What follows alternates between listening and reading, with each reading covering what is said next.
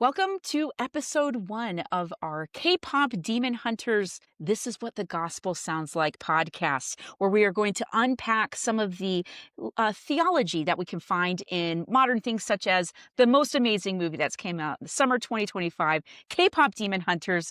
Let's get into it. This will be a spoiler-free kind of overview of why might a Christian watch a show called K-pop Demon Hunters. And so today I have with me Andrew Jones. He is pastor and an author. Andrew, please introduce yourself to us. Sure.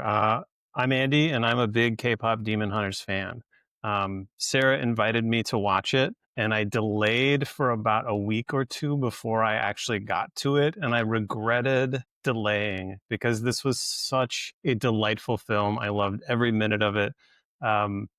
So I thank Sarah for introducing me to the fact that it existed, and I learned after the fact that one of the songs that my preschool's been playing all summer on Fridays, they have a dance party on Fridays. They've been Oh, how playing cute. Golden all summer long, and I didn't know what Oh, that song was, but now I do. So, uh, it's fantastic.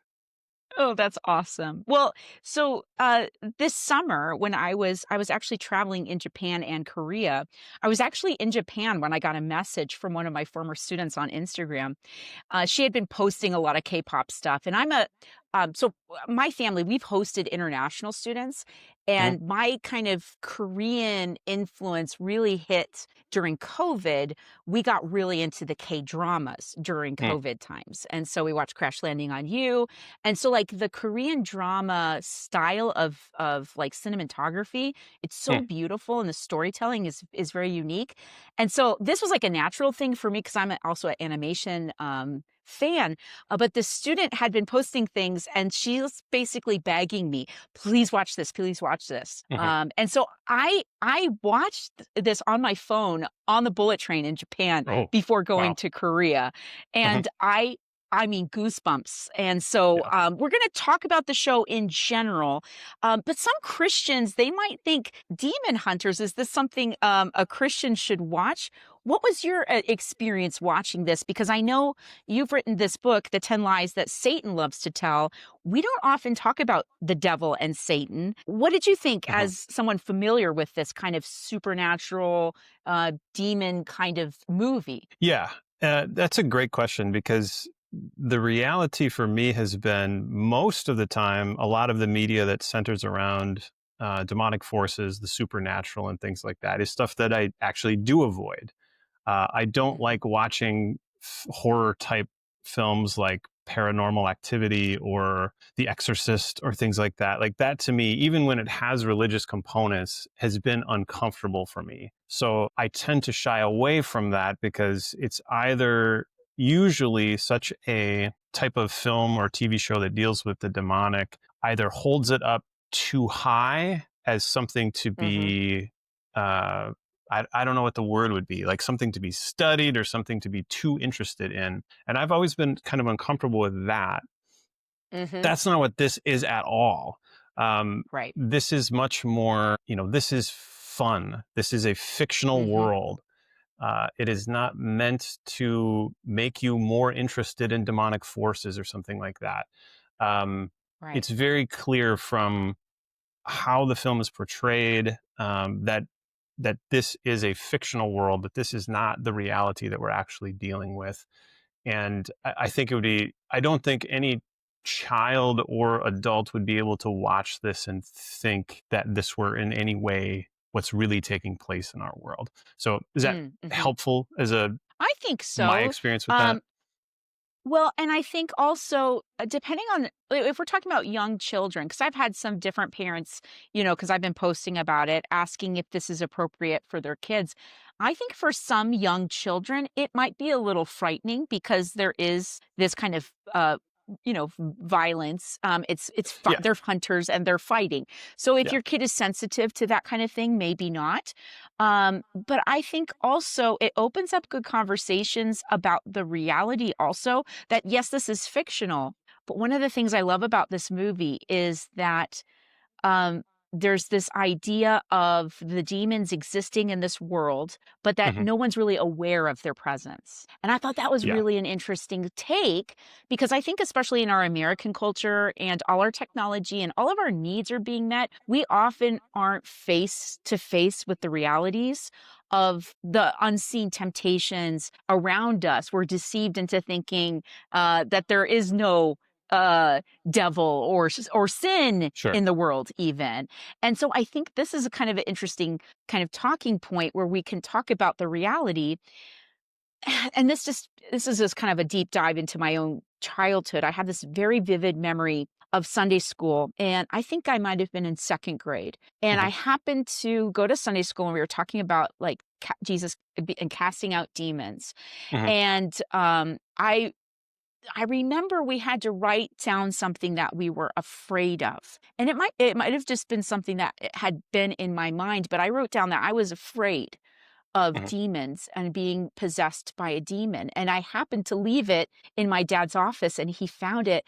And mhm, I remember how he took that into his arms and said, Jesus is in our heart. We don't have to be afraid of this. mhm. You have Jesus on your side and you are safe. And so that Yeah. was very comforting. I think we have comforting words when we're, kind of grappling with some of these thoughts. Have you ever had conversations like that with people talking about just temptations that they're facing or some of this things that we don't often think about? For sure. Like, I think that fear of demonic possession or something to that effect is a very common one that occurs, especially in kids when they hear a story from the scriptures.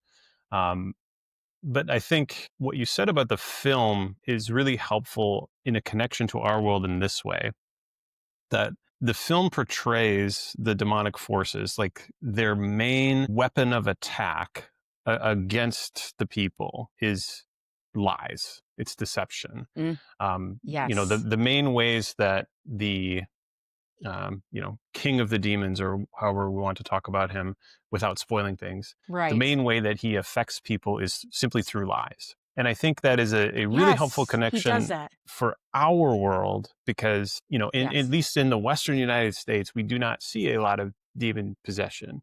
Some of our Hmm. African brothers and sisters um, have dealt with that as part of their lives, but that is not something that we tend to Hmm. see.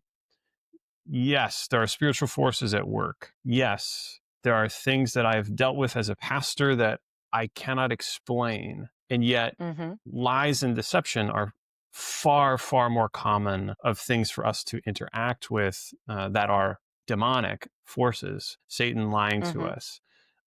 That is how we tend to actually encounter Satan most often in this world, at least in our culture.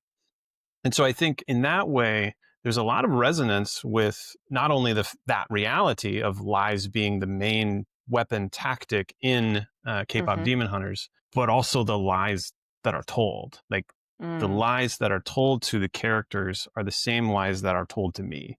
And Like what? What sticks out? Without being too spoilerly, let's just do generals. What are some of those sure, lies that you're like, ooh, that, you know? I, to me, the main lie, like the overarching lie of the entire story, is the lie that you are alone, and each Mm. character deals with that lie in a different way. And we Mhm. won't get into exactly how, but that is a lie that keeps coming up again and again and again, and it's a lie that Mhm. I pay attention to because it is one of the lies I wrote about in that book, 10 Lies Satan Loves to Mhm. Tell, and it's probably one of the top two lies that Satan tells me, that I am alone, that I'm unsupported, that no one's going to be there for me, that everyone's going to abandon me. And Mm. and since that lie comes into our lives, and since I see that lie playing out in this film, it just immediately has this connectivity to my own life, this applicability. Um, Right. Even if it is a world that I was entirely and totally unfamiliar with, like any sort of Right. Korean storytelling, Korean animation, K-pop is not my world at all. Right. And yet I found so much resonance with it so quickly because of that connection. Right. Right. How fun. So let's think about this question again. Why would a Christian maybe enjoy watching this movie? What were some of your first impressions when you watched it? Well, I think, first of all, like I had no idea what to expect. As soon as I got to the Netflix screen and saw it, I'm like, oh, this is animated. Like, I didn't even know Oh, that. Like, oh, so like okay. I'm coming in completely blind. So, Okay. oh, this is animated. Okay. And like I figured it would be a musical based on, the K-pop stuff and K-pop. Yeah. Yeah. musical stuff. That's my jam. That's great. So Oh, good. I think what I would say is I was struck by how funny it was. Like, Mhm. it was just so comical from the very beginning. Just like you could just tell this is not taking itself too seriously. It is Mhm. trying to get you to laugh. It is trying to get you to enjoy yourself. And I love the animation style. It wasn't something I'm familiar with, but the things they did with the animation style to make you laugh were really quite beautiful. Um, I was struck by how good the music was. Like, Yes. there are some times where you just are struck by how, like, on one side there's like super catchy stuff, and on the other side it's just like this powerful moving ballads that you're like, Yep. man, this is so good. Yep. It brought me back to, to being a kid, and going to the movie theater as a kid and seeing some of the Disney Renaissance films, like Aladdin or Lion King, Pocahontas, things Yes. like that, where Yes. you're just struck by the power of both the animation and the music and the storytelling. It's all just woven together really Yeah. well. Um, Yeah. yeah. Have you had to get a rewatch? Because every time I think I'm at 7 Okay. rewatches. Yeah. Uh, And every time I notice new things and I'm just like, it's a very easy thing to rewatch. It is like, and I'm more like, usually when if I Yeah. rewatch something, it is going to be like after a year. Like, I don't Mm. rewatch things Mhm. quickly. I watched this for the first time, I think a week ago, and then I watched it again 4 days later, and then I watched it again last night. So I've watched it 3 times in about a week, and that is not normal for me. And that's And I okay, but watched, that's okay. That's yeah, okay. it's We it's can very do that. rewatchable. Like, I'm not Yeah, saying that the songs aren't going to get stuck in your head. They will. You might get they annoyed by will. that as a They will. parent. I'm Yeah. sorry, but man, it's still really good. I love it. Yeah, yeah, cool. So one other thing that I think when I'm thinking about like why a Christian might watch this, and Hmm. it could be because I'm doing my PhD classes, and last semester I took Dr. Olowski's patristic interpretations of the Psalms, and just really living in what. And today I had a student, they were doing a video for chapel and they asked me like, how does the Bible affect your daily life? And how much the Psalms, especially in the early church, and I think for Luther as well, how much the Psalms played a regular part in worship and in daily worship in the home, and just like how we are to musically praise God. And then I had a student today, we were talking about, or we took their first memory quiz. They took their first memory quiz today. And the Hmm. student said, what about like singing? Is that a good way of memorizing? I'm like, Oh yeah. literally, it's so powerful because it's using both parts of your brain. And Yep. there was just something so true about how the power of music to fight the darkness. Oh, like that's the story of this without spoilers. It's in the title. K-pop demon hunters, they are destroying the darkness with their music. And Hmm. and the thing that's special about K-pop, and I'm not that much into K-pop, but I get glimpses of it, and I've watched a Korean drama about K-pop. Okay. Well, yeah. There's such a K-pop concert is really all about the fans. Mm. And so you see this fan interaction. It's not like we're going to go and sit. We're going to go and we know the dances and we have the motions and we sing along Hmm. because it's all of us singing together. Yeah. That is so cool how Hmm. powerful music is in fighting the darkness. What do you think? Does that, I mean, just like how a Christian lives in music, I don't think we appreciate how powerful music can be for our daily Oh life. yeah. That reminds me of so many different things. Let me ask you this question. Oh, Uh, when it comes to music, like, one of the things about this particular film is the harmonies that exist within the music. And yes. for me, as a musical person, I've spent time singing solo, and I've spent time singing in choirs, and Mhm. I've spent time singing as a congregation. And so what I'm wondering, I guess, is like, how do you find that communal act of singing to be different than, say, singing alone in your car to K-pop Demon Hunter soundtrack on your way home? Like, how is communal Yeah. singing different than singing by yourself? I think the power, if you're ever singing a hymn at a funeral and you get to that point where you're like, I don't know if I have it, Mhm, mhm, mhm. the song continues because we're Yeah, in it together. We're not alone. that's good. And so our voices join. So in those moments where I'm like in my grief, I can't quite get it. My voice is Yeah. breaking. For those of you who have seen it, and I'm feeling weak, I'm in a community who lifts me up. Mhm. And the supernatural part is that when we're singing in worship, we're not singing alone. We're Yeah. singing with the fellowship of all believers, with angels unseen. It is powerful. And I don't think we can't see it, but there's times when you can know it, when you're in Mm. that moment of worship and Yeah. your voices are united. Something that's been really beautiful in chapel this year is that I've noticed that our praise band, they're singing in unison. Oh. I love a beautiful, like layered melody, but Mhm. I think especially when we're teaching a new song to sing in unison together is so Sure. nice. One of my favorite bands actually does singing in octave. So they'll have Oh, like a yeah. low sing and then a sing, but it layers that depth and it just enhances the idea that this is not Christianity is not a solo activity. It's Yeah. something in community. And I think the Bible is something that we often think of as a solo activity. That's a new idea. The Bible's meant to be in Yeah. community, and our Christian life is not a solo thing that we do alone. So something you said reminded me of an earlier part of this conversation. Like, in one way, we sort of forget that there are these spiritual forces out there, and we've been talking about the spiritual forces, for evil that are out there that lie to us. But we also tend to forget that there are spiritual forces for good. And Mhm. I was just thinking about, like, in the worship services, as I go through the divine service, like, one of the parts that I say that I think we often overlook, uh, is I have this phrase where I say, therefore, with angels and archangels and with all the company of heaven, we laud and Right. magnify your glorious name, evermore praising you and Yes. saying, and then we sing this Glory, glory. song Yes. all together, Yes. right? And Yeah. and I don't think we think about the reality that as we are joining in that song, like, there are angelic beings that are joining us in that chorus. They are surrounding Mhm. us with that. And that is Mhm. something that is like, just, it reminds you, yes, you're not alone because there are people sitting around you, but also you're not alone because God is the creator of all things, invisible and visible. And there's a Right. lot of happening around us. And some of it is trying to, some of it is trying to harm us, but so much of it is protecting us.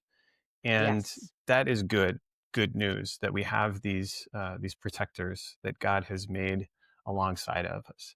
So yeah, I think I that's really I beautiful. don't think it's a I don't think it's a spoiler to say that it's in the first 3 minutes of the film, that one of the functions of the K-pop Demon Hunters is that they're building this Honmun, which is like this protective barrier between the demons and the people to protect them. And they're trying to seal the Honmun. And every time they kind of perform and everyone's singing and we're having this moment, like the K-pop Demon Hunters can see this, but the people don't see this, Right. but I think you Exactly. do Yeah. get a sense that they feel it. Like there's this thing. And I think as Lutherans, we tend to like a little bit shy away from feelings, but it Hmm. is in our liturgy to identify the reality that when we're singing, even if you're at home on your computer watching church singing because you're Hmm. sick or you can't get there, you're Yeah. not alone. You have the whole choir surrounding you. And I think it's important too for us when we are able to be in community, to get into church and to experience that worship together, not for the feeling of it, but for the reality of the promises that God gives us in his good news and in the liturgy. Well, okay, that's just a little taste, guys, a little taste of K-pop. We didn't even talk about anything really. I mean, we just You should No, watch the just why we movie. love it so much. Just Yeah. we Yeah. I really love it. We can watch it again, but, join us again. We're gonna talk about, some of the characters and how they connect us to Scripture because we have a lot of good news in the world, and anytime you have a good story, I think we have a good connection to our Savior who loves and redeems us and sets us free. Alright, thank you so much, Andy. That was so much fun. Thanks for having me.